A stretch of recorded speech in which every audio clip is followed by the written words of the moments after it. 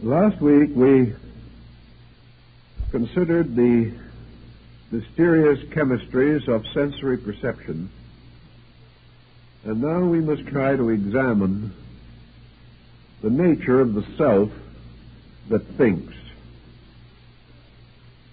When we use this term, the self that thinks, we say it this way because most persons are convinced that the thinker in themselves is themselves. This identification of the being with its own mental processes has disturbed philosophy for a very long time and is beginning to disturb modern psychology. In the modern point of view, the future of man is rather dismal if his salvation depends entirely on his own mind. It is obvious that whatever this mind may be, it is not infallible,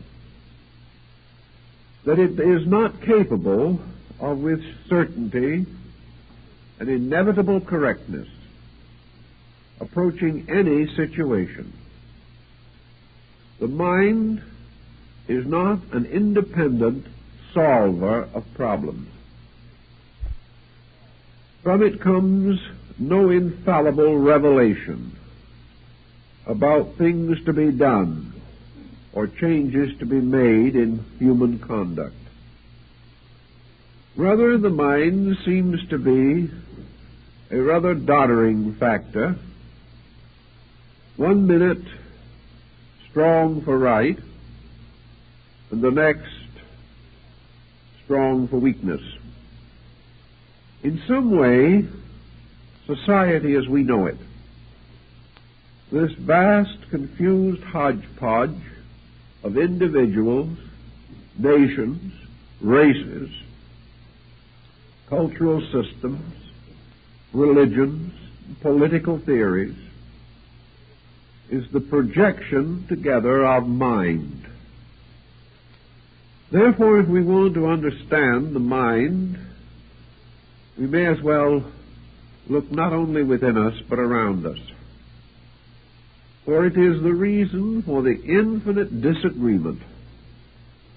It is the reason for all the self-pity, for all the quick accusations against others. It sustains the countless intemperances which burden and afflict us. And it is forever seeking ways of self-justification, not only wrong, but it is determined to force that wrong upon itself and upon others.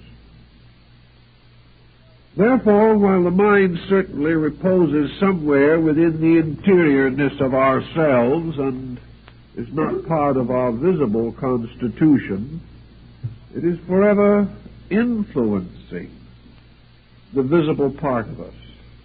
It affects our styles and our clothing. It affects our health. It ties us to most extraordinary and unreasonable occupations.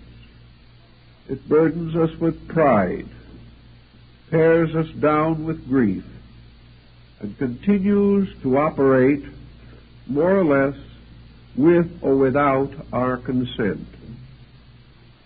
I've talked to many persons who were developing what might be termed in the old days mental miseries. Now you ask these people, do you want to be miserable? Are you enjoying this process of intellectually flagellating yourself? Do you choose unhappiness as your pattern for life? Most of these folks will say no, that they really want to be happy, but they feel like being miserable, so they are miserable. It seems as though the very nature of the mind is such that it refuses to rescue the person from the clutches of its own intensities. What have we to fight mind with except mind? How can we diagnose our thoughts except by thinking? How can we examine our knowledge without using our various mental faculties for this very examination? It looks, therefore, in many cases as though the judge is bribed and the jury corrupted. There seems to be no sense of escape from the tyranny of a faculty which occupies all the important seats in the cabinet of our executive government. We find everywhere notions carried along with splendid fervor and principles perishing from disregard. Our philosophic friends, therefore, tried to think through the problem of how the mind operates and why it is such an unmitigated nuisance in so many careers. We can only assume that the mind, like almost any other part of the personality, is an instrument incomplete, imperfect, unfinished. That to expect maturity of the mind is to expect maturity of a child. Simply because the body has reached what might be considered an age of discretion, we expect the person to be discreet. But he may very well lack the ability to meet these expectations. We have to recognize that the mind itself is a structure that does not automatically accomplish any good thing, automatically does not accomplish any evil thing. The mind is an instrument, a tool, like a workman's hammer, or his plane, or his saw, or his chisel. It depends upon the workman and how he uses these instruments, whether his work is well done or not well done. The skill is not in the instrument, but in the master who uses it. And in man, the power of the mind is not merely in the faculties themselves, but in some restraint over and above those faculties, some means of bringing this mental instrument into harmony and order. Last week we were discussing the mental coordinator, and I had a letter a few days ago asking me who he was. Now, I probably was a little lax in not giving a clearer definition of the usage in that particular case, but we have discussed it so much in recent years, I overlooked this need. But the mental coordinator is simply this sixth instrument of the machine of the senses. The mental coordinator is the power which brings phenomena together, organizes it, and sets up relationships between things which, in their unrelated state, contribute no insight or understanding to the individual. This mental coordinator is consequently the power to estimate the findings of various sensory perceptions, reconcile them, discover their consistencies and their inconsistencies, and if necessary, make up for the deficiencies of some faculty which may be impaired. In various ways, this coordinator, therefore, merely summarizes the immediate reflexes of man's perceptions to the stimuli of environment.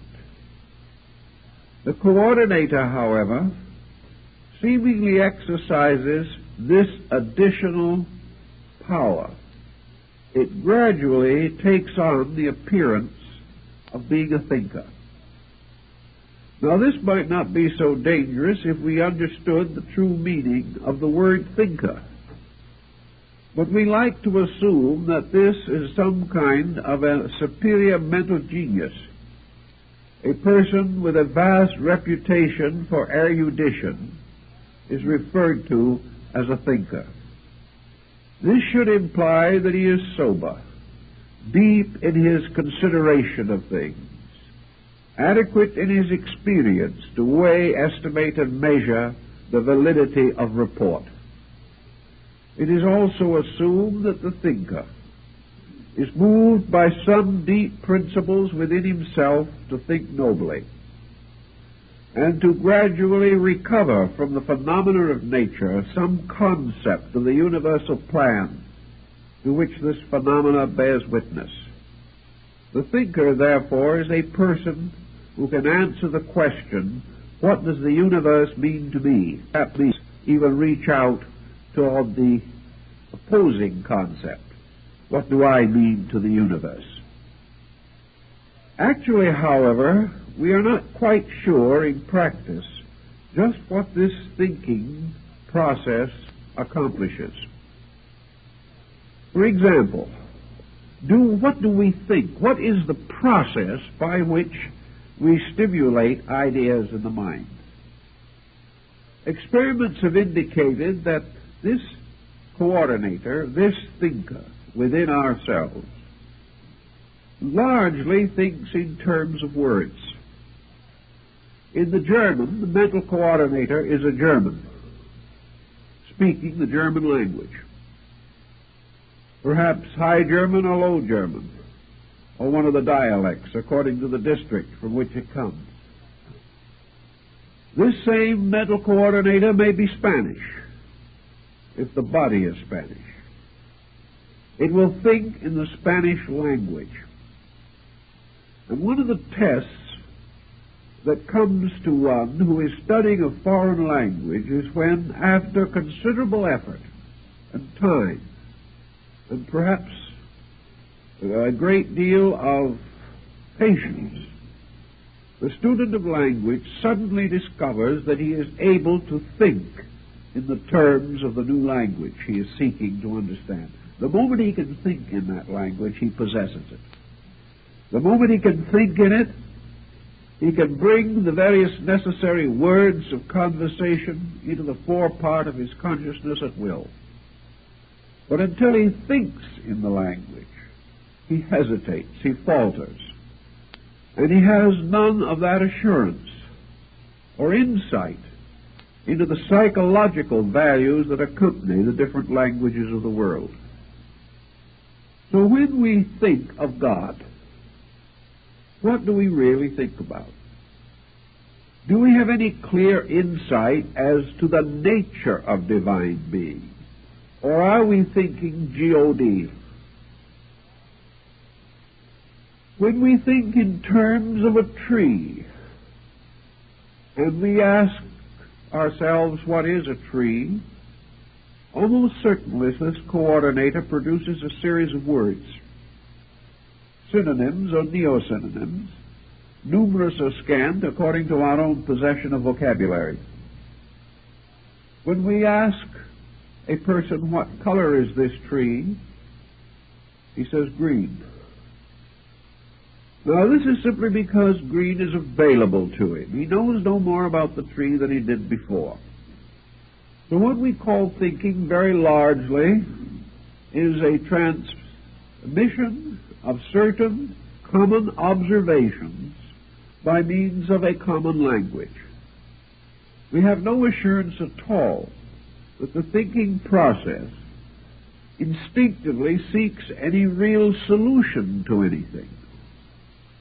It merely substitutes one group of words for another. And when we are confronted with problems, we meet them with words. We meet them with words that are not solutional of anything in themselves. We go for help to someone else. He gives us good advice. This advice is given in words. It is accepted into our own mental coordinator as words. It remains there as words. And perhaps at some future time we cheerfully give these words on as priceless advice to somebody else. But in the interval, we have not done anything much with them ourselves. They are simply words. Whether these words be written or spoken, they would imply that the word concept, the language concept, actually is rooted in the mental life of the individual. Therefore, that in this mental life, he belongs to the same kind of world that he belongs to physically. How then shall we attempt to understand how the mind has gained its peculiar authority in the direction of our living? Remember, the mind is in the position to accept, compare all kinds of phenomenal material.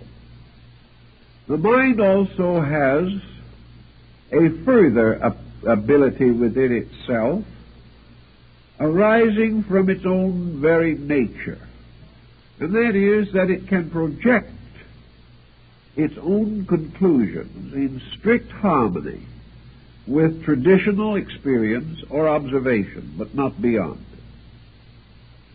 Thus it may happen that the mind can perform certain useful functions. Supposing we stand two objects side by side on a table. One is a large melon, and the other is a small melon. We immediately turn our attention upon the problems suggested by the presence of a melon. The most simple, natural, inevitable process would be to attend to one melon and say, this is a melon. Attend to the other melon and say, this is a melon. And consider the deal closed. But we don't do that. The moment there are two melons, something happens. Instinctively, without realizing it or without knowing why we do it, we come to certain conclusions about our two melons. Somewhere arises within ourselves not only the discovery that there are two melons, but that one melon is larger than the other melon. This requires a little further consideration. We now have had to bring in the faculty of comparison. Then we may notice that one melon is a little riper than the other melon. This may invite that we eat the riper melon first. This is further testimony about melons. Now, there are many kinds of melons in the world which we know only by the names that they carry, which we have gradually, through common experience, learned to associate with a type of melon. Therefore, we may say to ourselves, this is a watermelon. This is a cassava melon. This is a cantaloupe. And the very process of so doing seems to bestow upon us some deep and wonderful capacity to grasp the significance of melon. Actually, it does not. If our common experience had resulted in a reversal of the names, we would have used them just as glibly. There is no essential knowledge of the melon to be gained by this type of consideration. But as we look at these two melons, there are other factors that introduce themselves. Once long ago, we went by a melon patch and saw how melons grew. Looking at the melon on the table, we may gain a reminiscence, a recollection of other things about melons. We may remember that an old friend of us told once how to test a ripe one. Almost instinctively, we're going to reach over and see how these live up to expectation. We are also going to begin to think of the value of melon. If these are standing side by side in a grocery stall, we want to know that the one we are buying at a certain price is what it is described to be. We also remember that on a certain occasion we ate too many melons and got sick. We also cannot overlook the fact that we have only certain facilities for the preservation of fruit, therefore we must not load in too many melons, or our icebox or refrigerator will be overstocked. All kinds of side thoughts come up to us about melons. Now, what are these side thoughts? Are they a wise old master of melon mysteries expressing itself through our personality? Actually, it is not this at all. We are not coming to sage and wonderful individual conclusions about melons. What we are really doing is digging out of our memories what we already know about melons. And if we know nothing, nothing is going to come out. And if the information that we have in there about melons is wrong, wrong information is going to come out. If the information was reasonably correct, we suddenly have available to us in one place at one time in a coordinated form that which we subconsciously already know about melons. No more, no less. This, what we call thinking, is very largely trying to remember what we have already observed about something. It is trying to bring to bear upon our own need something that at one time occurred to another person whom we knew. This is a kind of vicarious way of thinking. Very few people use it intelligently. Then we are also calling upon our education for all kinds of facts that we gained through the years of schooling. If our schooling was poor, the facts are defective. As we go thinking along, which is largely remembering, we are apt to come to serious holes in our recollections. During the week when we were home with the chicken pox, things happened in the schoolroom that we were not there to attend. So somewhere along the way, some fragment of information that might normally have been available to us is just not available. Therefore, in the midst of a seeming knowledge about something, we find ourselves in an immediate state of ignorance. This immediately recommends some consideration or some procedure, especially if the need is immediate and urgent.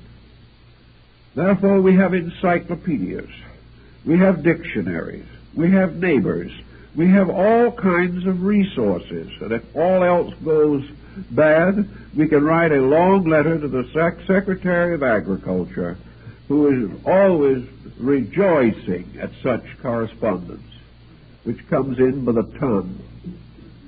But we are immediately going to try to find out something, but only if that which we desire to know is involved immediately and directly in some challenging situation that seems to have some benefit for ourselves. So much for the common way in which we put together what available facts we possess. The second consideration is that we have to put together facts that are not visible, are not physical, and were not directly received through the sensory perceptions except by means of transmission. We had to use the senses to read about them, or the senses to hear someone else tell us about them. But the senses experienced only transmission, not the fact itself. When someone tells us how life is at the North Pole and we have never been there, his communication does not give us the experience that he had, but it gives us a certain transmission of common or ordinary facts which may have certain utility. So in the problem of abstract things, we are not able to depend immediately upon personal experience. So we have created great systems of learning. These systems being composed largely of specialists who devote great time and consideration to small areas of intense labor, with the conviction that only in this way can they achieve penetration. Their findings can be transmitted to other people in various degrees. But in these specialized areas, there have also arisen certain sensitivities. One of the common sensitivities of man is his prodigious overestimation of authority. I know many, many cases in which the individual is, against his own realization, swept away by the old traditional patterns within himself, which has never been able to quite solve or modernize or escape from. Thus, a person will spend hours telling why the entire theory of authority is worthless, but he will stand humbled and abashed in the presence of the first famous person he meets.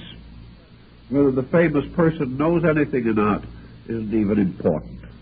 He is famous. So we still all go out looking for autographs, cut buttons off of people's coats, read with tremendous avidity the scandals of popular heroes, and are deeply impressed by the mere fact that things seem famous or important. Out of fame and importance, therefore, we have developed a sensitivity. And this sensitivity causes us to become peculiarly responsive to what we term authority.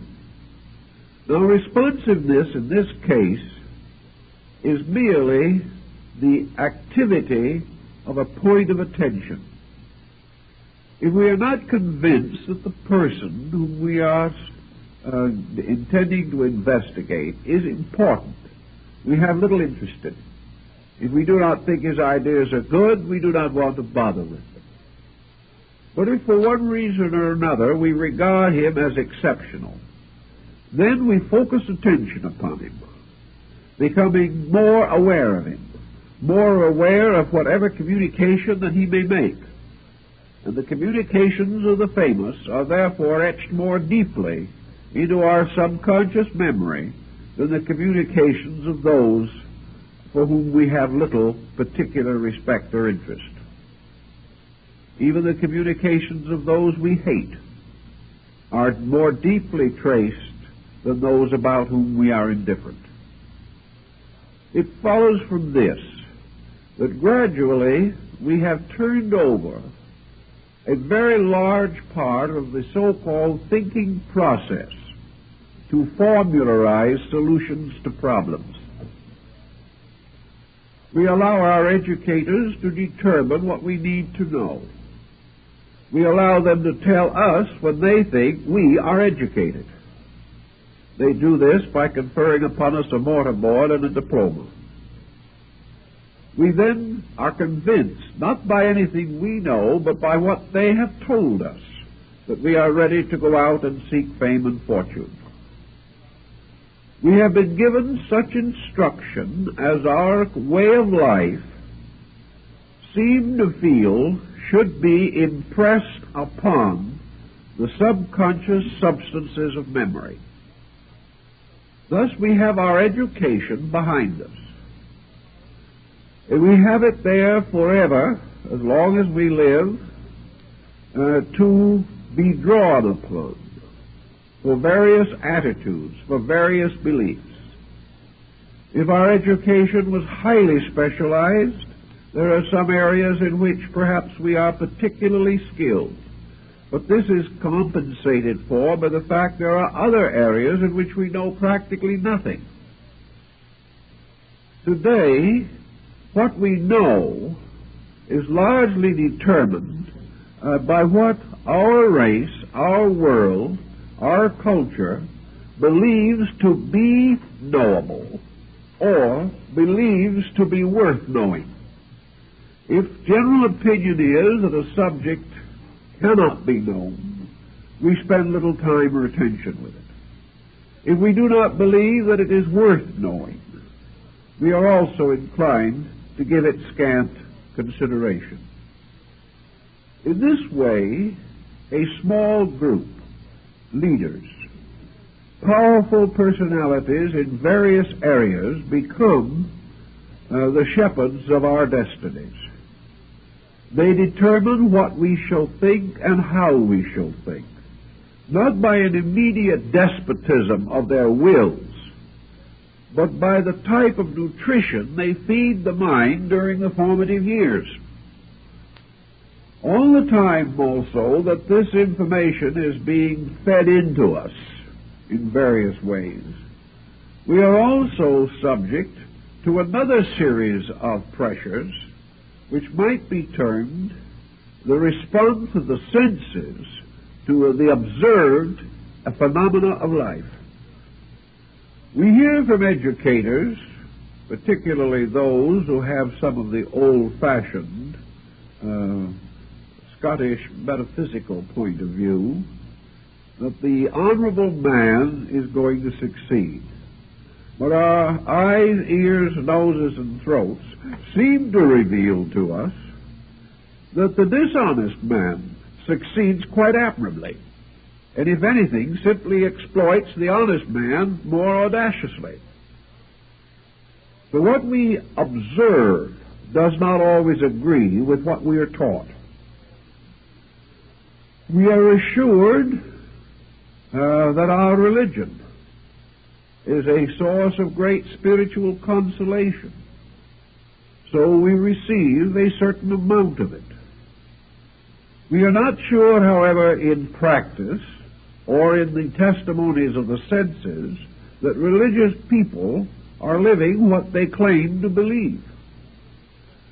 And just as the small boy is torn between parental advice and parental example, which may not be even consistent, man growing up finds the mental coordinator torn between the dogmatic instruction that is poured into it and the much more sprightly experiences with which it is daily confronted. This results in what might be termed divided allegiance. This divided allegiance nearly always ends in some kind of a mental dilemma, which we may call confusion. Things do not seem to work out as we expected them to, perhaps because we tried to work them out on one level while our expectations were on a different level. We are not at all happy when we estimate the quality of our achievements in the terms of the compensations with which they are rewarded. Everywhere there is confusion. And in this confusion, man is torn, usually, between theory and practice, between the old ways as he hears about them and the new ways as he sees them every day. Actually, from such a confusion, he may come to an embitterment. He may be disillusioned. He may reach that peculiar state in which he no longer believes anything, becomes a total doubting Thomas, a skeptic, or even a cynic. Out of confusion of this kind undoubtedly rises our agnostic and our atheist. He is not a person who has within himself a driving determination to be different or to be negative. He is simply unable to find sense in the phenomena around him. He cannot make theories and practices meet. He cannot see the justice in things which some common faculty in himself perceives to be unjust. Thus we have the mixed mind. And out of this mixture of mind, we have again a second level of the two melons on the table. One melon is now, we will say, the code of principles which we have heard about, the great laws that have been given to us, the religions by which our lives were more anciently influenced than at the present time.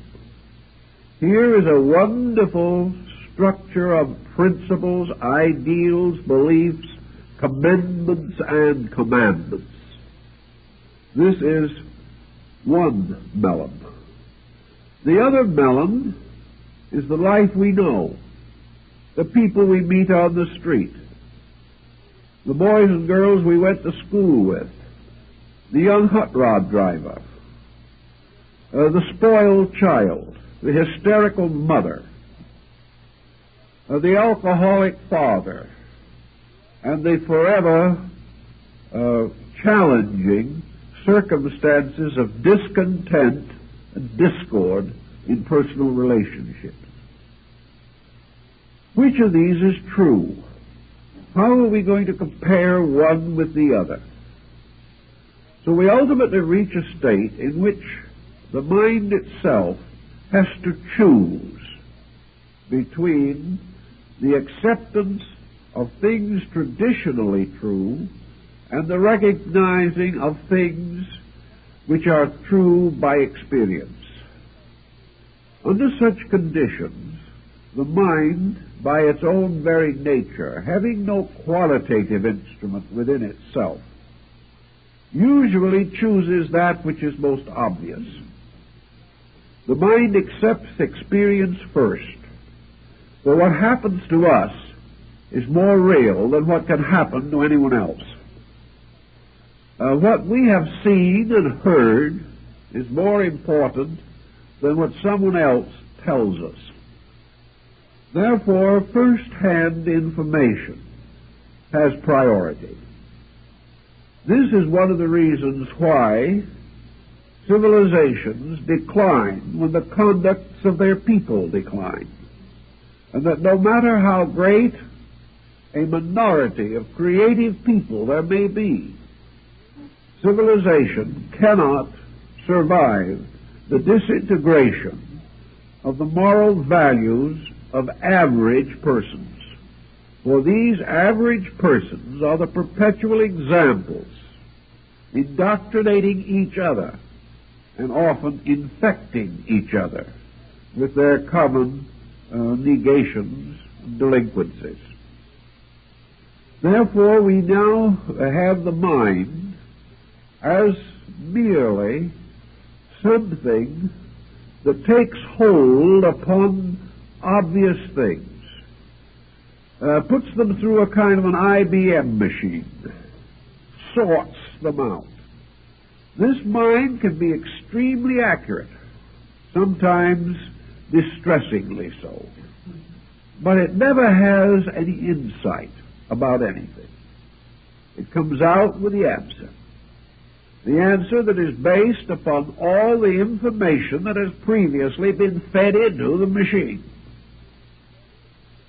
And sometimes, as the result of feeding in a conglomerate of information, the answer that comes out appears miraculous. It seems as though this machine was really thinking, but it is still only making use of the elaborate system that has been set up within its own mechanism, by which the mechanism records not only separate factors, but combines them according to powerful systems that we might almost consider to be mechanical logic. But in it all, there isn't a thinker anywhere in the lot. And the same is true in this mental process of arriving at decision. What we finally decide, we say, this is my conclusion. This is often passed down from the bench with great solemnity. The lawyer is assumed to have taken into consideration all factors. The judge is assumed to have the skill to determine all values and to interpret the law accurately. If you ask a judge about this, he will smile probably, and he will point out that to the degree that he is a good judge, he is an IBM machine.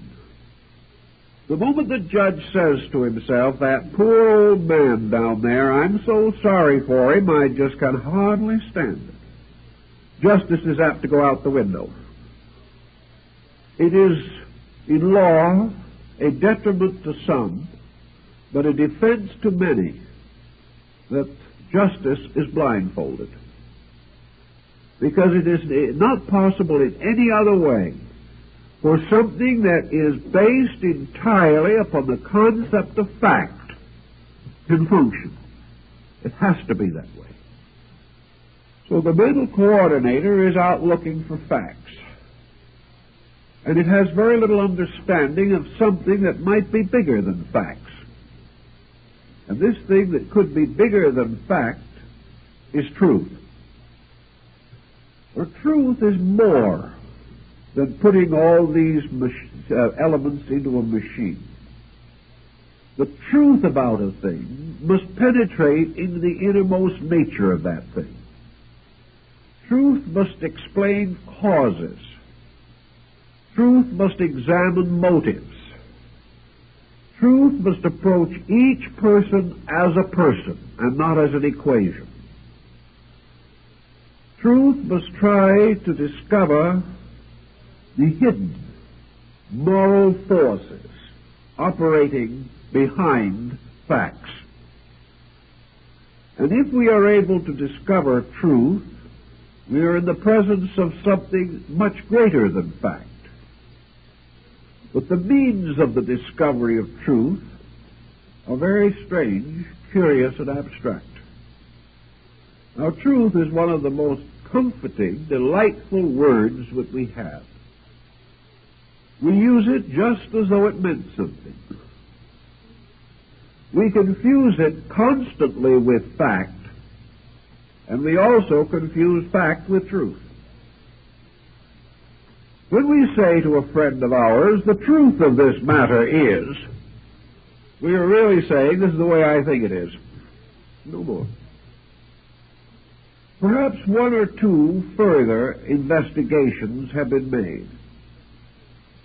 But most persons do not arrive at truth by research, but by the pressure of opinion. Truth to the individual is what he wants to believe. This is because he has ingeniously escaped from fact. Now, facts are important, but truths have to be built upon facts. You do not eliminate the fact to find the truth. You press through the fact to discover the more part of itself, that which is greater. And without the fact, the truth will be hard to discover. So in this mental process of coordination, truth becomes a kind of overtone. Truth is something that seems to emerge from certain other sources within ourselves, sources beside those which we most commonly use. Suppose we should now exchange our two melons for two very beautiful bowls, one of white porcelain and the other perhaps of glorious green celadon. These are exquisite bowls. They're standing side by side on the table. Both are works of art. So you say to a man, which is the more beautiful of the two? You say, that one. Why? Is it really better? No. You will say to another man, which do you like the best? And he will point out the other one. And you might tell these two men that they are not in agreement. The man who likes the white bowl will say that the man who likes the celadon is just simply inexperienced, childish, hasn't any real taste at all. The other chap, if he is not very charitable, will say the same thing. Each will be convinced that his own taste is impeccable, and the other person's highly nondescript. You can't alter this. But why does it occur? Why do we have other factors coming into this situation by which, when we have facts, we are inevitably impelled to take sides about them? We cannot leave facts alone. No one has ever been able to. We must begin to create fields of overtones around these facts. And one of the areas in which we create these overtones is that we place ourselves in some relationship to the fact. Is this fact helpful to me? Is this fact the fact I want? If it is, there is a certain exhilaration, there is a certain appreciation, there is a certain ready recognition.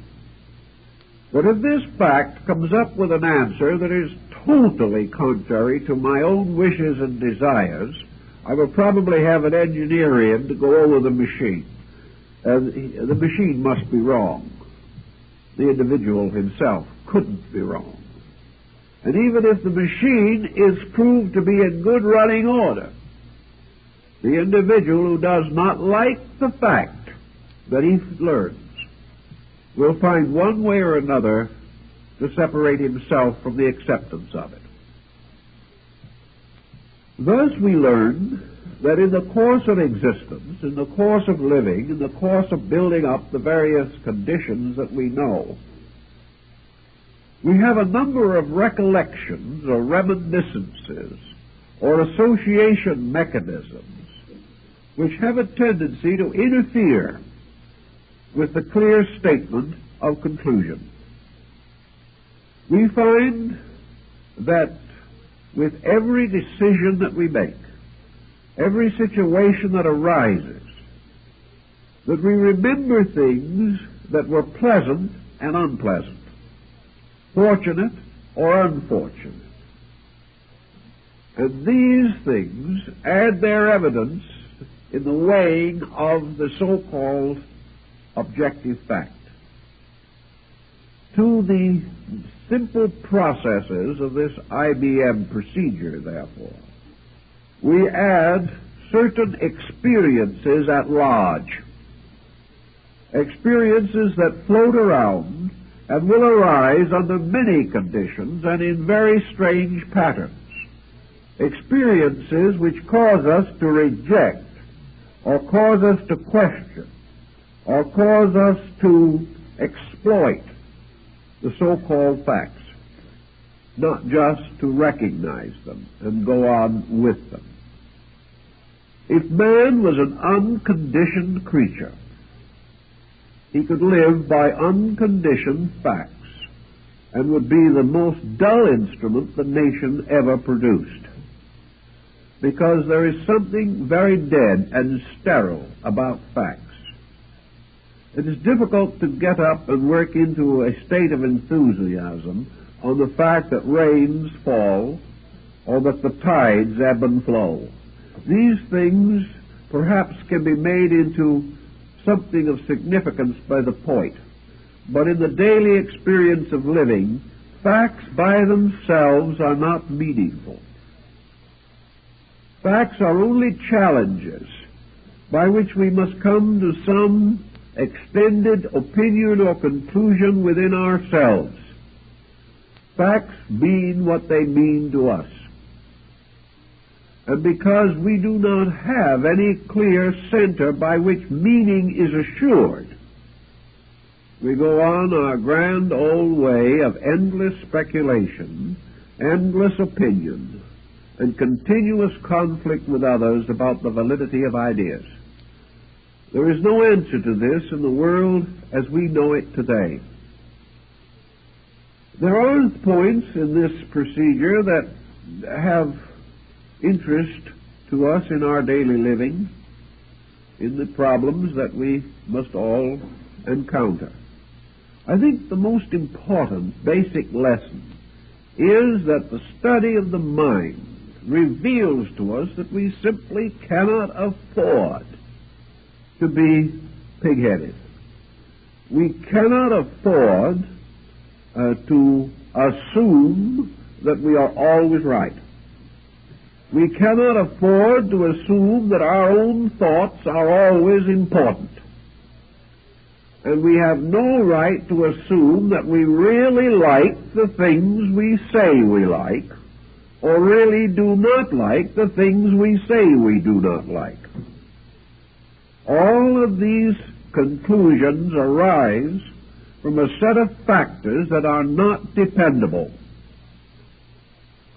We can only assume that at any given moment our thinking is the substance of our attainment. If we have attained much, perhaps our thinking is worth more. If we have attained little, our thinking is worth little. This would be a wonderful way to relieve the world of one of the heaviest plagues with which it is afflicted, egotists. The egotist is the person who has overwhelmingly abdicated in favor of the infallibility of his own mind. He is convinced that this mind is always right because it is his, and that other people's minds are no better than they should be, but his is far better than it could ever hope to be. The egotist is not always a terrible monster, although occasionally we do produce monstrosities in this area.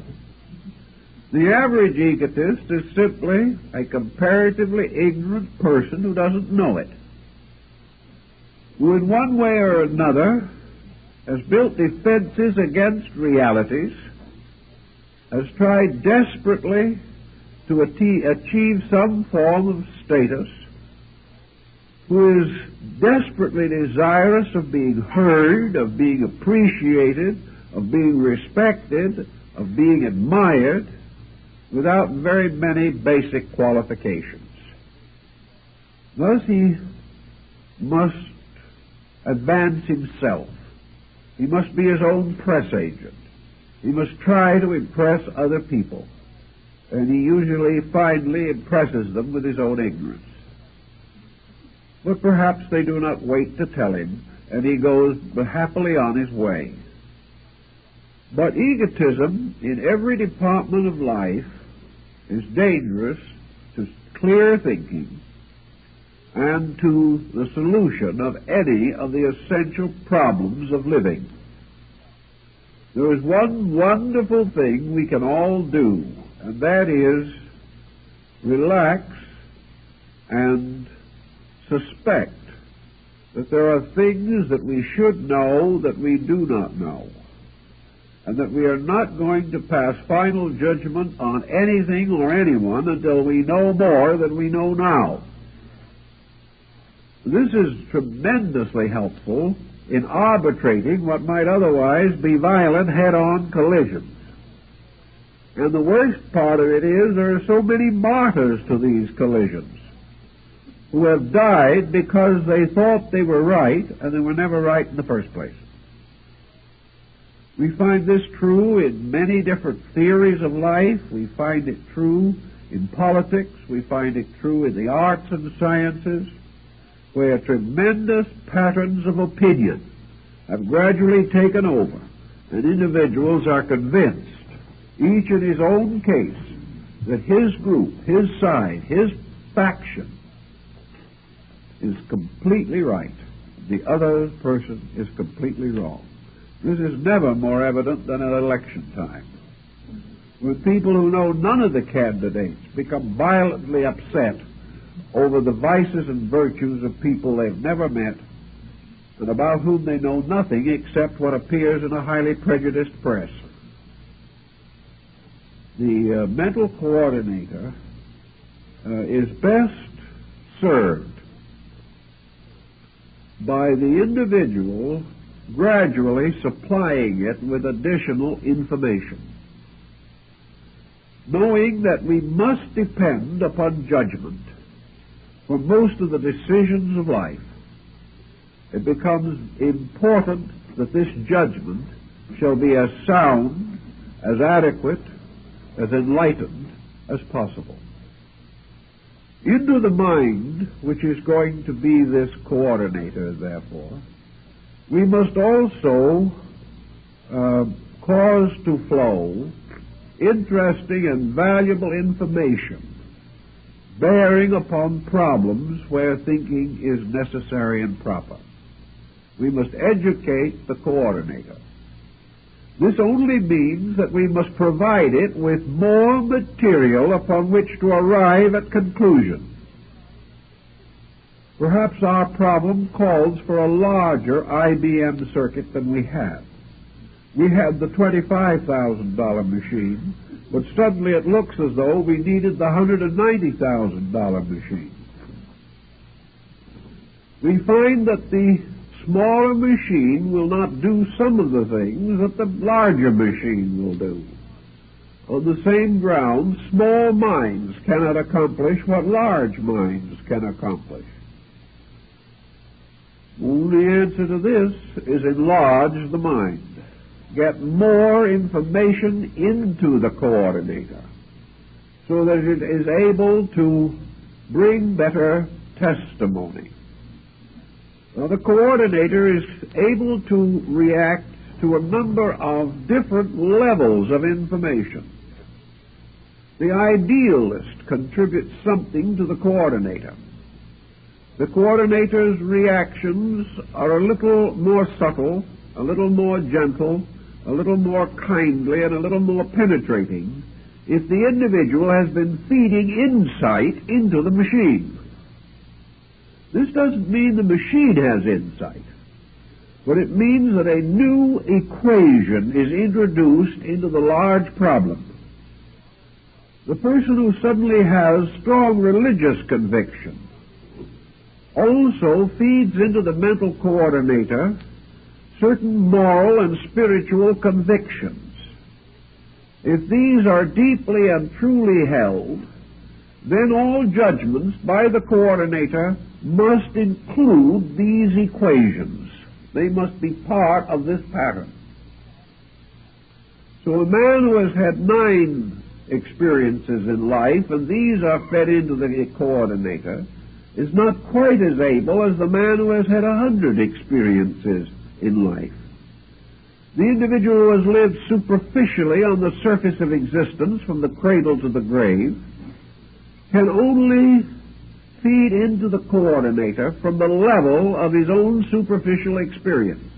It is useless to think that the individual is shallow on the outside and deep on the inside. This is just not true.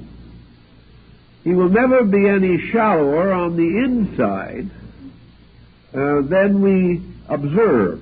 He will never be any deeper on the outside than the inside can provide. And when he is deeper inside, the outside automatically changes and meets this new situation. So there cannot be a great interval in which an individual is a physical failure in everything, but a great spiritual success at the same time. The individual cannot be always right and always miserable, nor can he be always wrong and always happy. The coordinator must be adjusted.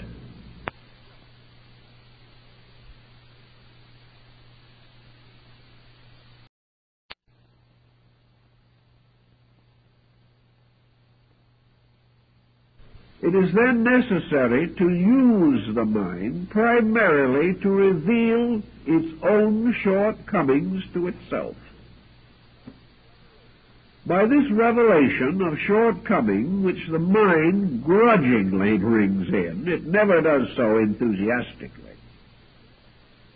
It does, however, gain a new insight into itself. Simple example. A man walking across a bridge that looks a little rickety gets out in the middle, thinks it over, and says, "I think I can make it." So he continues his way across, the bridge collapses, and he drops into a muddy stream underneath.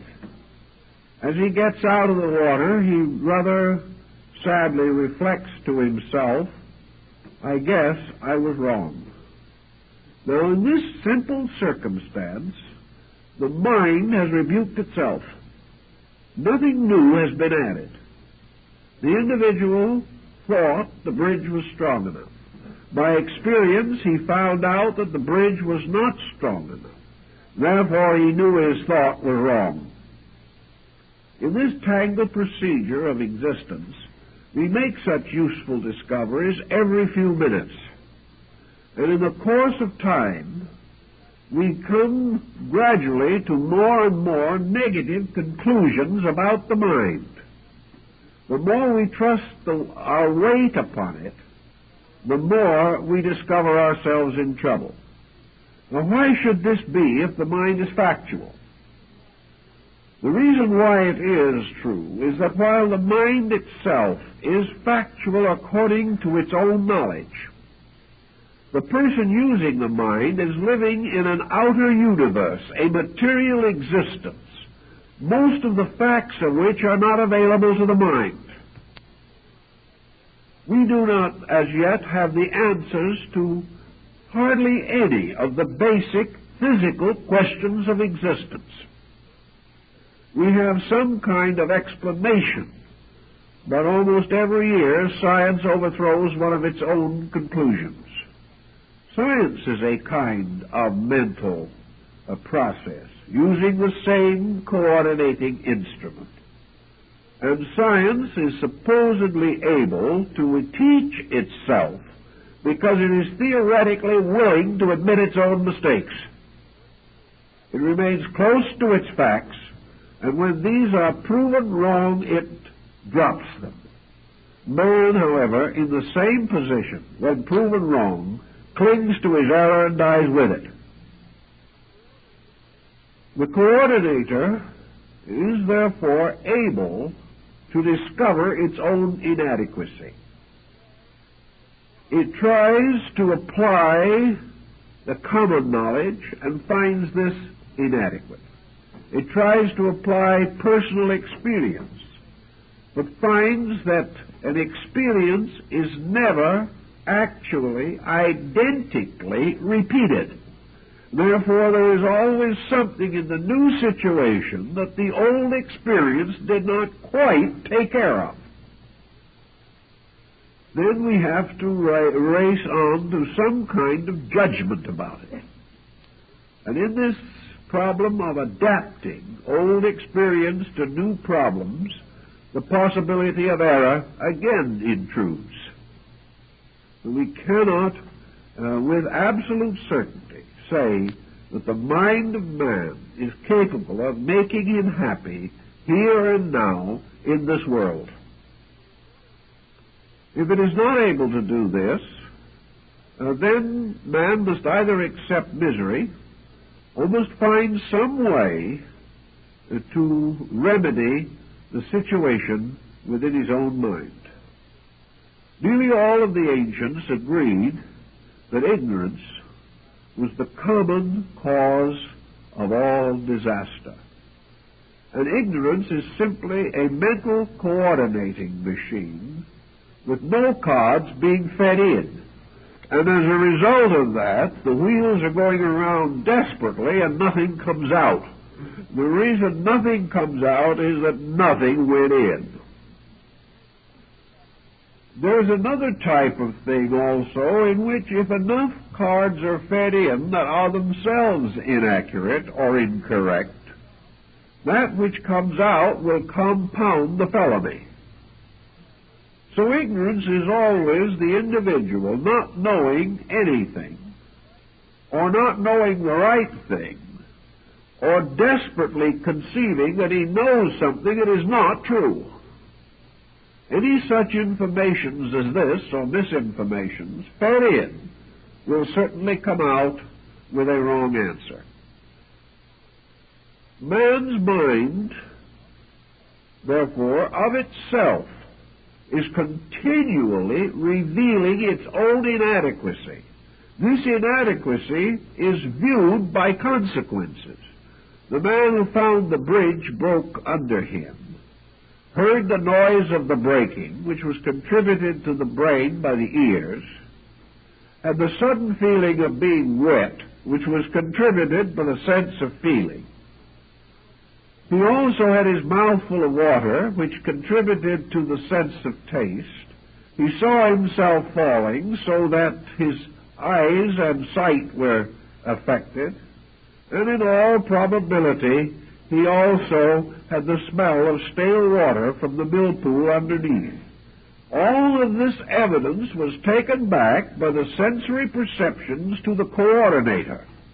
The coordinator sifted all this through its mechanism and came out with the inevitable conclusion that the bridge wasn't strong enough. You could hardly get away from it. But as it had previously solemnly pronounced that the bridge was strong enough, the coordinator itself is in a dilemma, and the individual dependent upon it can only conclude that the quality of the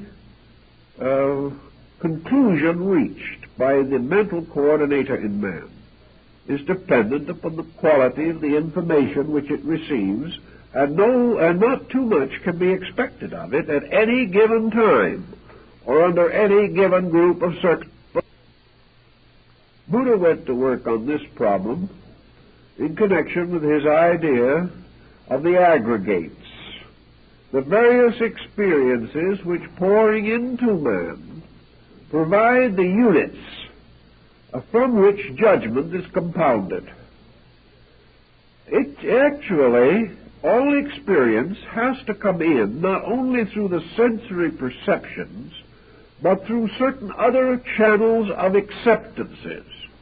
If we were sure that every time an individual saw or heard something on the outside of his nature, that the true, perfect, inevitable, and accurate record of these occurrences would pass immediately to the coordinator, we could have more comfort and consolation.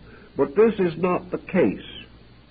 In the process of passing into consciousness, all experience is subject to the vitating process of interpretation. The individual does not honestly accept experience. In most cases, he has to interpret it. And by the time he has gotten through distorting this experience to meet his own preconceptions, that which goes into the coordinator is already morally and ethically and rationally dishonest. Buddha tells us, therefore, that one of the first things we have to do in trying to help this mental process to function is to stop cheating on it. Stop forcing it to be what it should not be. Stop trying to fool it. And also, stop feeding it attitudes and opinions and notions that are not valid. Because if you feed in things which are not true, conclusions that are not true must come out. And when they come out, they will be much more impressive than when they went in, but they will be no truer. To achieve this correction of basic ignorance, there are certain disciplines which antiquity set up, not for the redemption of a God in man. The ancient didn't believe that you had to educate a God in the human soul. What you had to educate was the inside of man himself. For it was not from any god that his trouble sprang, but from himself. Buddha then took the attitude that we must decide in ourselves values. What are we going to ask of this coordinator? What are we going to demand of it? Are we going to demand that every man be a Socrates? Are we going to insist that every one of our children will be a genius? Are we going to stand by and overeducate young people who need to know how to work much more immediately than they need to know Latin verbs? What are we going to do with these factors in our own natures? Buddha recommended very strongly that the human machine, this coordinator, is able to take over a common, reasonable task and perform it in a reasonably efficient manner if we will just stop overloading it and expecting it to perform miracles. Thus we seem to see something that we don't really appreciate much these days, and that is the strange and wonderful dignity of the commonplace. All of the opinions of our world are made by minorities, and the great majority of mankind goes on unheeded. And yet there may well be more genius in the commonplace than there is in the exceptional. For ages we have recognized the strange integrity of the folk. How wonderful honesties rest in simple people. How the world's securities have for centuries been maintained by what we commonly call the middle class of people. The people who were sound within themselves, who had principles, who lived within their means, who made no pretenses to virtues they did not possess. They lived simply, and they lived naturally, and they expressed themselves in the simple words they understood, and they were truly the salt of the earth. Every civilization that has ever collapsed has collapsed because of the corruption of its middle class. And this middle class, therefore, may be likened to a moderate-sized machine, a coordinator that is probably all man really needs. Certainly a coordinator which ages of evolution have made available to him. If he doesn't crowd it, if he doesn't pack it, if he doesn't try to run it too fast, if he doesn't attempt to cheat on it, this coordinator will serve reasonably well. It must, however, be given proper care, proper guidance. The machine must be kept in good order, and most of all, it must be operated by a trained operator.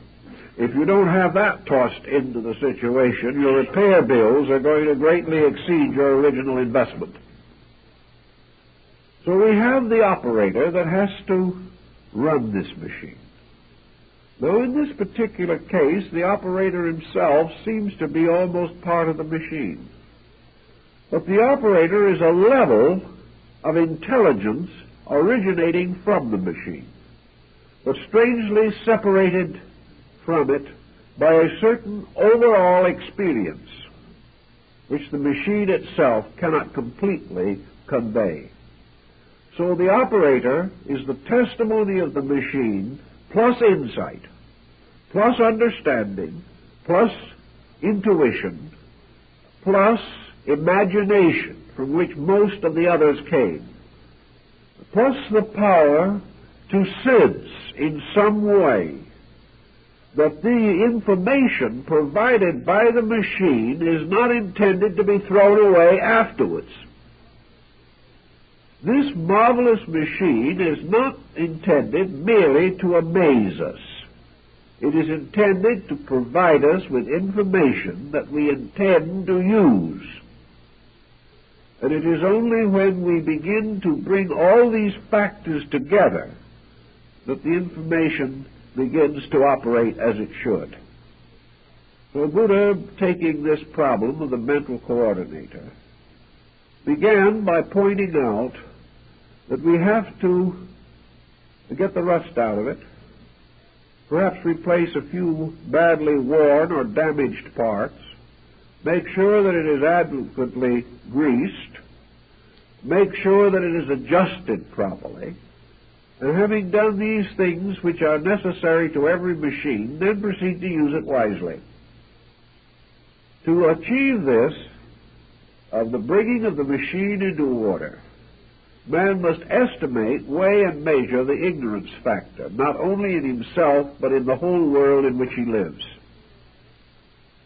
You must realize that the information that comes out of the machine immediately takes on moral overtones.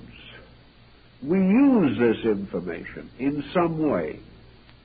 If we use this information correctly, it gains for us further information. If we use it incorrectly, it causes for us misery, which also is recorded in the machine itself. So the machine is changing every minute, recording something different every minute. But this changing, shifting, balancing, coordinating is so confusing that the average person has no way of determining the real procedures, and he has to wait until certain mysterious symptoms, symbols, intensities or pressures seem to float into his objective consciousness, whereby he is impelled to conduct or action of some kind. The mental coordinator being what it is, the person must simplify all reactions. He must realize that this machine can be used to build with or to destroy with, that it can contribute to his honesty or make him a careful, skillful, and meticulous thief. It can bring out evidence that will make him love man and God or hate both. But what comes out can only be according to what goes in. Every verdict must be the reasonable interpretation of the factors involved. And this type of verdict often leaves the person on the horns of a dilemma. One mistake begins to breed another. One excess suggests another. And the coordinator goes right along, providing us with all the information which is natural to it about these things, and with no moral compunctions whatsoever, because it doesn't have any. But the occurrences themselves that follow these applications of specialized knowledge have moral consequences in terms of life. So the coordinator, with its sensory perceptions, is suspended in a mysterious way between two conditions of being. The lower condition is the material universe, which is a completely lawful sphere in which the laws themselves are for the most part concealed. The confusion of phenomena obscures the natural directions of nearly everything in the physical world. The laws are there, but we cannot see them. We cannot immediately grasp them. Beyond and above the coordinator is an inflexible and inevitable fact in law itself. The coordinator, therefore, has no actual say in the kind of a world in which it is going to live. It can only say what will happen to the person living in the world as it is, and reacting variously to the stimulation of the calculator or the coordinator. The only answer that the coordinator finally comes to of itself is that through long and patient observation and reflection, it becomes evident that all knowledge, all facts, all conclusions arrive in the end at helpfulness or destructiveness. That all things either bring with them security or cause insecurity. Wherever a security, a well-being, an obvious progress is achieved, the conclusion is called good. Wherever it is obvious that the results are tragic, unfortunate, and miserable, then we assume that the consequences of that process are bad. So everything that the coordinator does leads to something, leads to an application which in turn has implication. Thus, Buddha tells us that the individual must use the coordinator itself to slowly organize his material relationships with existence. Now he must then call upon the different levels of the coordinator. The highest level of it is the abstract level. And here the facts are usually known only by tradition. But into this higher level are certain abstract convictions, beliefs, or ideas that seem to have great validity. These must be called upon. Also, there is a middle level in the coordinator, in which it is obvious that growth or change moves things upward or downward, towards the better or toward the worse. And there is the lower level of the coordinator, which simply concerns itself with creature comforts, which concerns itself with immediacies in which the immediate takes precedent over the real and the instant dominates eternity. These different levels, each has experience according to itself. The individual has to work through these levels through the patient guidance of the machine by which he thinks. Having realized that he can do things for this machine and to it, that in his rage he can break it, or that because he is a good operator it will last longer in his keeping, whereas if he is a careless operator, defects appear much sooner in the mechanisms. He has much to do with maintaining the efficiency of the instrument. And for him, in his daily living, efficiency means the increase of the factual and the truthful content, and the gradual building into the coordinator of things which, when they come out, will be pleasant, happy, constructive, and useful. If, then, we take into this coordinator an overwhelming grief or an overwhelming grievance, the wheels go round, and in the end there comes out something that is morbid and unsatisfactory and destructive to our peace of mind. There's only one way in Buddhism to prevent this, and that was to stop the inflow of it, to gradually reduce the intensities of the things which bombard the calculator. Thus, Buddha holds out for fact, but not for the exaggeration and the distortion of fact. He points out, for example, that there is no reason why men should not be comfortable. There is no virtue in misery, even for great causes, unless it's absolutely necessary. But the individual cannot afford to make comfort his total purpose for life. When he is willing to sacrifice honor for comfort, he's in a bad way. Therefore, he has to determine the amount of intensity that he can afford to bestow upon any one of these factors or coordinating elements. If he is able to gradually reduce his own illusions about things, illusions which arise not only because the coordinator is organizing existing information, but because it is carrying the karmic load of previous information. The individual comes into this world for only one reason, namely because he is ignorant. Now, this is a disillusioning thought. Yet very few people in their right mind can ultimately come to the conclusion that they are here in reward for something.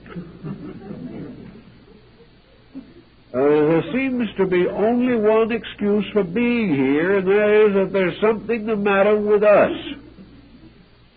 The more we know people, the more we come to the common conclusion that we're all in a little trouble. So we have not excellence of penetration and perfection of judgment to start with. We haven't fallen from perfection into our present state. We are slowly climbing out of imperfection, one awkward step at a time. That's the reason why we are here. Because we are here, we can improve. And the individual who can no longer find any grounds for improvement is dead already. Having decided that we can improve, we must discover how, in what way, and by what means. Buddha says that we can improve definitely by getting emotion and pressure out of our relationships with life. As long as every relationship between the coordinator and the outer life is pressured by the inordinate intensities of the sense perceptions, we will never get a faithful judgment or an honest report on anything. The only way we can really feed the coordinator useful knowledge is by making a program out of finding this knowledge, doing something with it, and providing it in an attractive, usable form to the coordinating factor.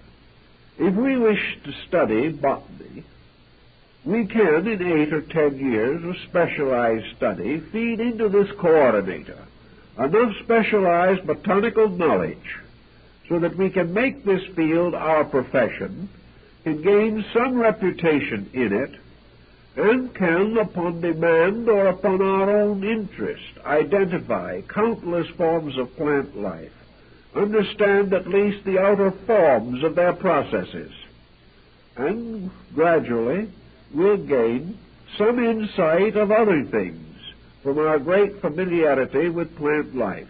Burbank discovered many wonderful fragments of universal philosophy from his love of plants. But Burbank worked with plants. He learned the facts. He fed these facts into the coordinator. And as a result, he came out with judgment, understanding, and security so far as those facts were concerned. But when he was asked to come down to San Francisco and take a pulpit and preach in a church, Mr. Burbank didn't have his facts anymore. It wasn't his world. Somebody took it for granted that because Burbank was a good man in horticulture, he should make an excellent preacher. That is the burden of being famous. You're expected to know many things you can't possibly know. As a result, Burbank said things which were totally inconsistent with his own convictions. He was so confused as a timid little old gentleman who had no experience with these things that he couldn't be heard beyond the third row, which was perhaps just as well. And he went home heartbroken and misunderstood, and an unkindly press made a miserable situation for him, simply because he was totally out of his field. Now, this happens to everyone.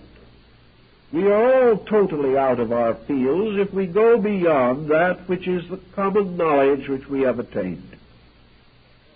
But we can specialize various areas in the effort to become more proficient in those things most needed at this time for our growth and integration.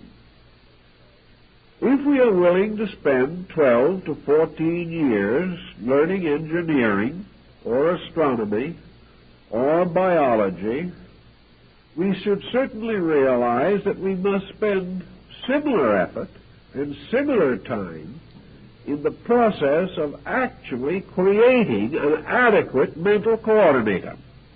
This will not be handed to us on a silver platter. We are not assured of it because our parents were brilliant people.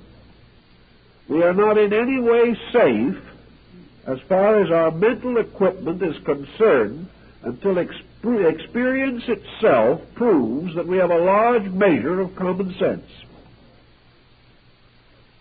The problem then is to cultivate it, to develop it, to feed into this integrator, this coordinator, the type of information which will result in a well-ordered life. That by the constant procedure of physically experiencing contact with other things, we come to valid conclusions about the meaning of this type of contact. We are not deceived by appearances. We are not victimized by the intensities of our own emotions. We do not blame other people because we are in trouble because of our own ignorance. We realize that between ourselves and the things we want to be and the coordination that we want to have are the three deadly enemies of integration: ignorance, superstition, and fear. As long as these dominate conduct, and as long as ulterior motive dominates practice, the coordinator is going to be corrupted. Because it is corrupted, it cannot serve us, and we cannot depend upon it. Either the person has to have an orderly, integrated, constructive process of thinking, or else he is going to be victim to the miseries of his own mental mistakes. We see this every moment as we go along. We see the individual under the intensities of some pressure within himself, dedicating his life to useless ends. We see him passing along as a spectacular, meteoric success, only to experience at the same time the miseries of broken families, broken health, and broken homes.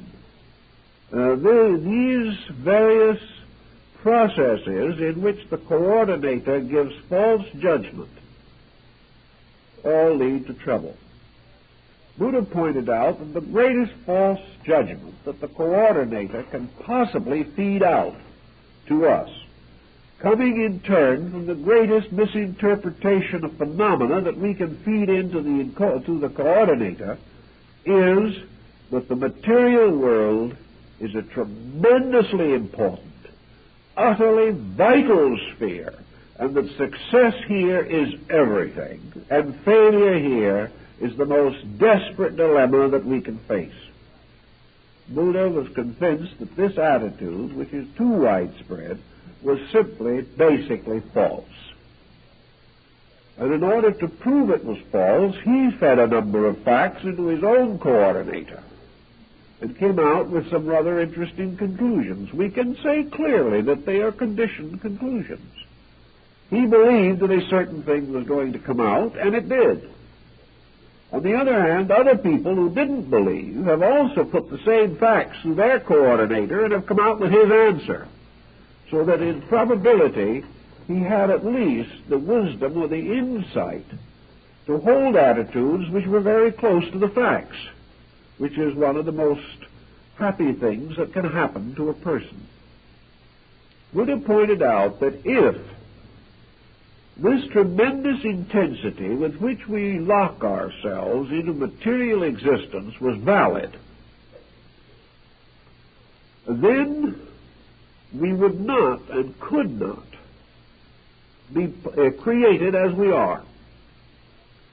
We could not be brought into this world with the hazards of this world and forced to pass through the various experiences of this world, and finally, having gained in some measure or some degree the respect of the world, or at least its fear, in the midst of our successes, in the midst of our achievements, we are cut down.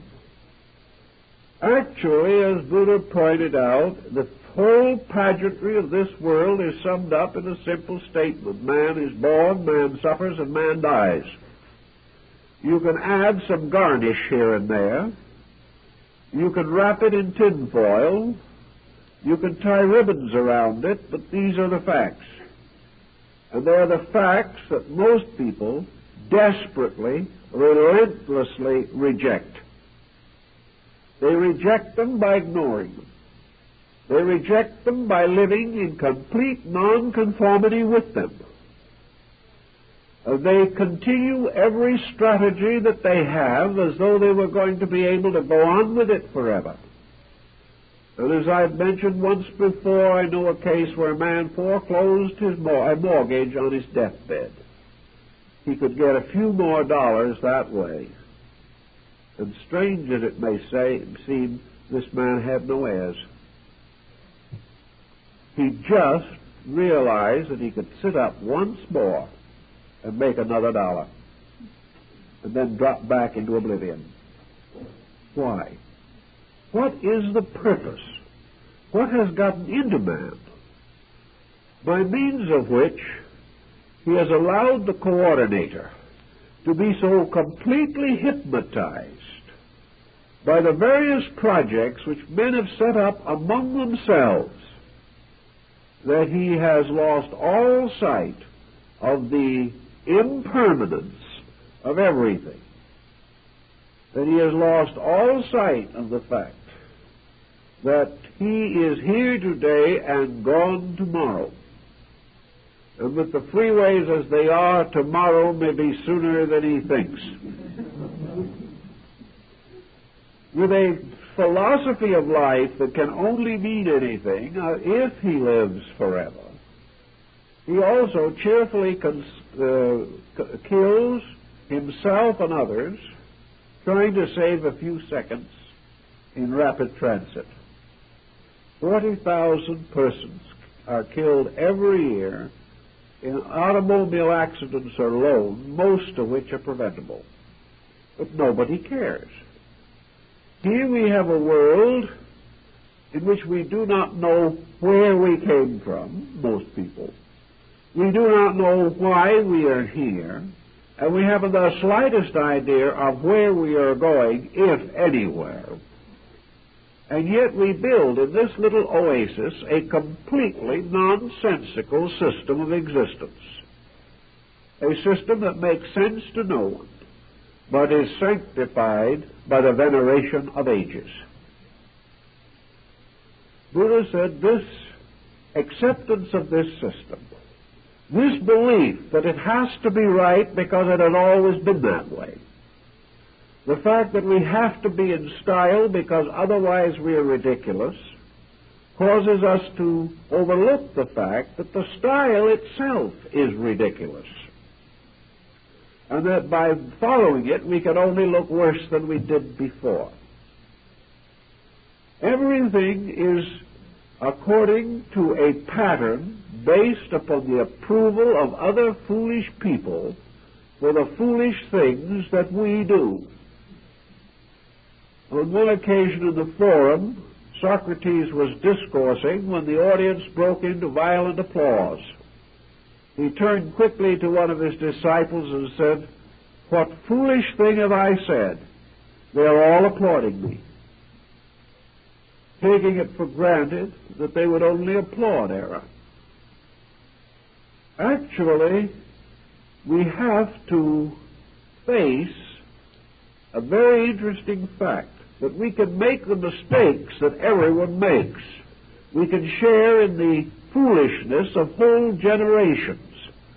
But the payment we must face alone. Whatever we do wrong, no matter how many other people slap us on the back and say how wonderful we are, if we have broken a law, we must pay the penalty of that law alone. In those hours, all the backslappers can do us no good.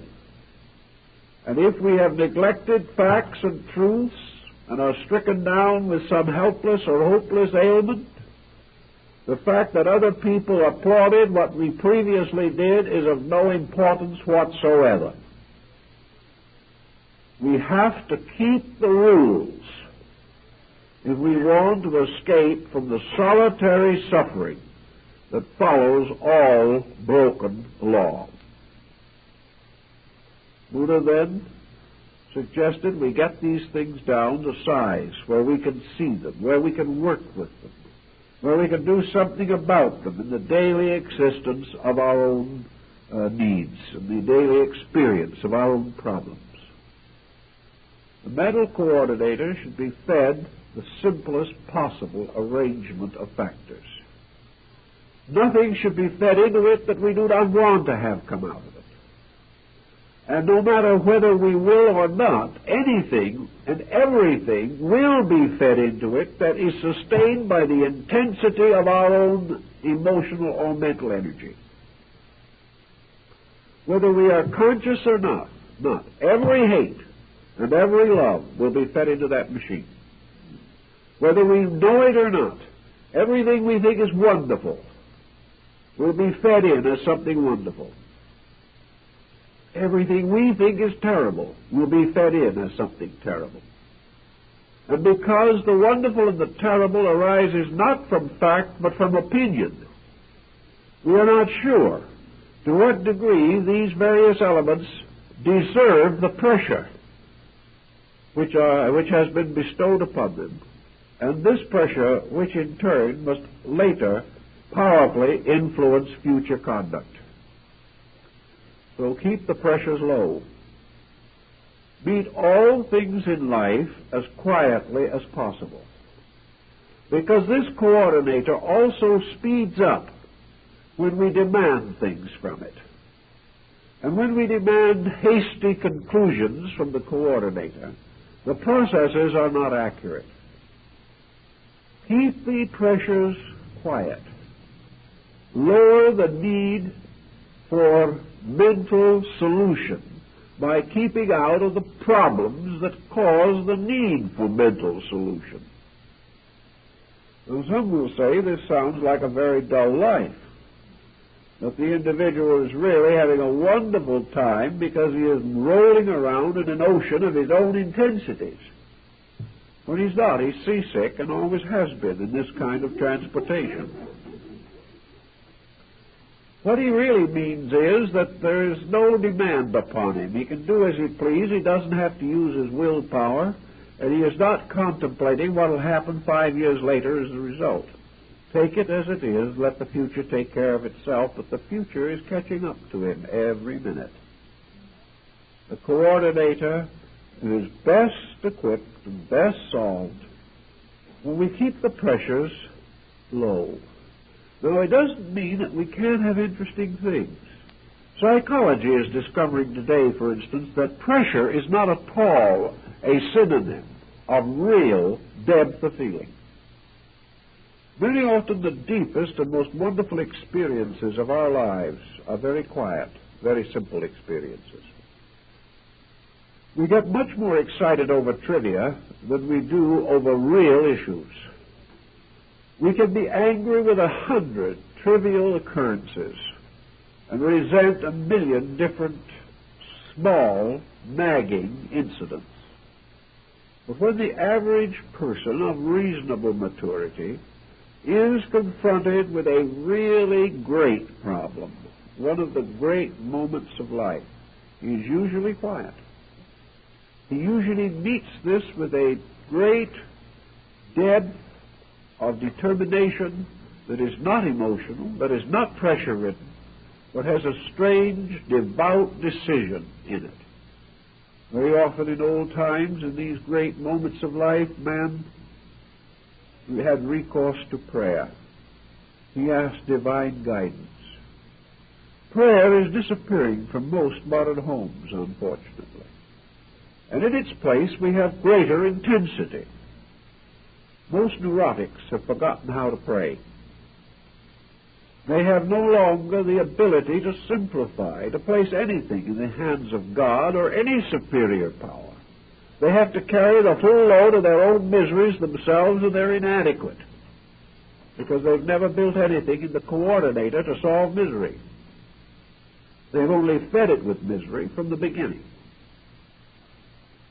To simplify, to clarify, to reduce pressure, means actually to bring all the values of life into complete focus. We can do anything we want to, and do it beautifully and graciously and conveniently, if we stop forcing, if we stop pressing, and if we begin to graciously use the powers and faculties that we possess. So we take things more quietly, more easily, and as a result, we think more on a constructive level. Because we are a little less intense, we are not so sure that everyone else is wrong. Because we do not nurse a hatred so powerfully, we do not entirely forget that our adversary has his virtues. Little by little, the moderation of these intensities makes possible the realization of facts. And we come to the final conclusion that the fact is that nothing is all right and nothing is all wrong. Having thus taken the edge off of these tremendous upheavals which force a mass of erroneous statistics upon the coordinator, we find that the processes of the machine itself begin to smooth out. The answers are no longer dogmatic. They are suggestive answers, things to help us. The conclusions are no longer infinite and inevitable. Rather, they reveal rather clearly that they are according to the facts available. They are not dogmatic. They always allow that other facts could exist and undoubtedly do exist. But little by little, by this procedure, we reduce our living to a reasonable, practical, livable level. We find pleasure in things that do not entirely agree with us. We get a new concept of this problem of togetherness. To us, togetherness means that the other person must have the same allegiances that we have, must agree with us, must like what we like, must dislike what we dislike. And this is especially a problem for children in divided homes. Actually, togetherness means nothing of the kind. Togetherness means that neither person is an egotist. And by this virtual law alone, they can get together very pleasantly. It is never a problem of somebody being always right and somebody being always wrong. As soon as we get rid of that tremendous false overtone of infallibility, which we do not merit, we will find that it is possible to share differences and in that way enrich both persons. We are not really benefited because other people think the same way we do. We are benefited when other people can lead our thinking, not in their direction, but in the direction of a greater truth. The adventure of sharing new ideals is the real privilege of togetherness. But today it depends largely upon the fact that one person has a dogmatic attitude and the other one accepts it. This is about the same type of togetherness that we used to find in the two horses on a beer truck, where one horse did all the pulling and the other horse let him. And this is the way it has always been. In the working with this mental coordinator, which is not a person, but a process in our personality, it is just as surely the monument to our collective nature as our physical possessions are monuments to our ingenuity or our tenacity in certain areas of activity. As we build houses, so we build characters. As we grow, we develop new internal attitudes which help us to grow further. And growth is a process that begins wherever you start. At any moment, the individual can begin to improve the processes of his own consciousness. He can do it by relaxing away from the various intemperances and intolerances of attitudes which lock the coordinator. He can develop an open mind, a seeking mind, a searching mind. He can rejoice in new ideas instead of trying to exterminate them. He can be glad that other people do not agree with him, but hopes that everyone of good sense agrees with themselves to at least a reasonable degree. If we had this type of thing, we would have no religious intolerances. We would have none of the race intolerances that burden us. For all intolerances represent some defect in the proper attitudes of the mind. And where the mind is so perversely affected that it cannot find solutions, it then begins to create antagonisms and discords. If man had devoted half the energy to the solution of his problems that he now expends in objecting to other people, the race would be in the golden age long ago. But we cannot break through these patterns. And unless we do, we live and die with them. And the person who says that this mind is himself is correct to the degree that it represents the sum of his present attainment. But if he says, in speaking of his mind, that it is an infallible, sacred, spiritual self within him, upon which he can have absolute dependence, this is not true. The only thing he can depend on is that the results of action will be consistent with the causes. And wherever a person is in trouble, the causes have caused the trouble. And we are either happy, adjusted people, or we need to grow.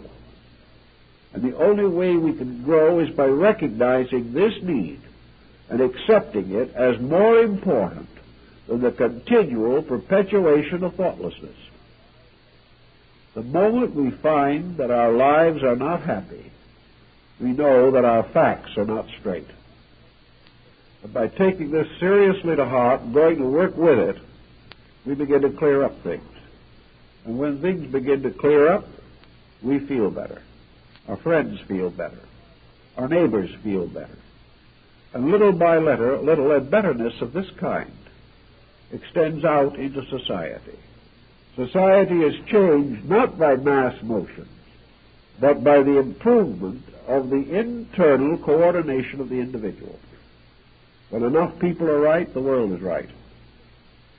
And when we are right, essentially right, we are in agreement.